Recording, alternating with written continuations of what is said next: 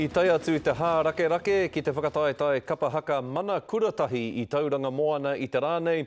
Hioi ka waiho atu mā Orini Tipene Leach ngā whakamārama e whakawhānui ake kei te whare tapere o tauranga a Orini i tēnei wā tonu nei.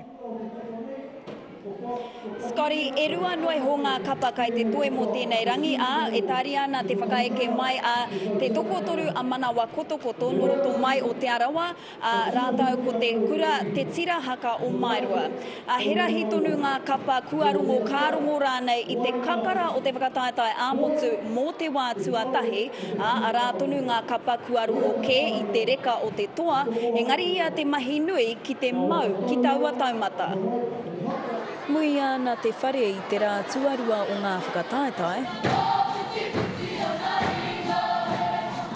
I tae mai anō te haukainga ki te tautoko i ngā kapa e toru o te rohe i tū i te rānei. Ko tae mai te kura o Matapihi, kia kite hoki i tō mātou, tā mātou tamariki i ngā momo pūkenga o ngā rōpū katoa. I rangona e ngā ākonga o te kura o Matapihi, he aha tā rātau e whainei i tā rātau ekenga i te papatū waiwai mo te wā tuatahi a Pōpō. Tino pai ngā āhuatanga o ngā rōpū koa ki te mātou.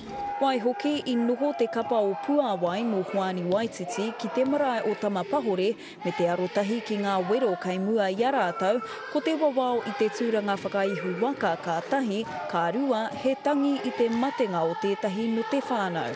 Te ata nei, i mate tētahi o ngā kraua o te tokorua kai roto i te kapa. Engari, harikoa te pānui i tau mai, ka hare tonu mai te whānau pani a Pōpō, hei tautoko i tō rātau tū ki te atamira. Pai tū, pai hinga, te mutunga o te rā, ko te kite atu i te tamaiti, i te rōpū tamariki, e tuana ki te paparewa, ka koa katoa te whānau. He oe, kua te kaumārua marama rātau e whakarite ana, e kohi ana i te rua te kau mano tāra kia tae mai ai ki tauranga i tēnei wiki.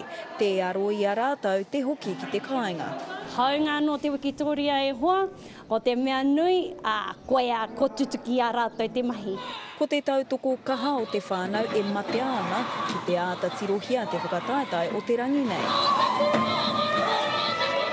E hikina anōtia te taumata ko te wharekura o rākau mangamanga no tai nui waka, te tino a te whakaminenga.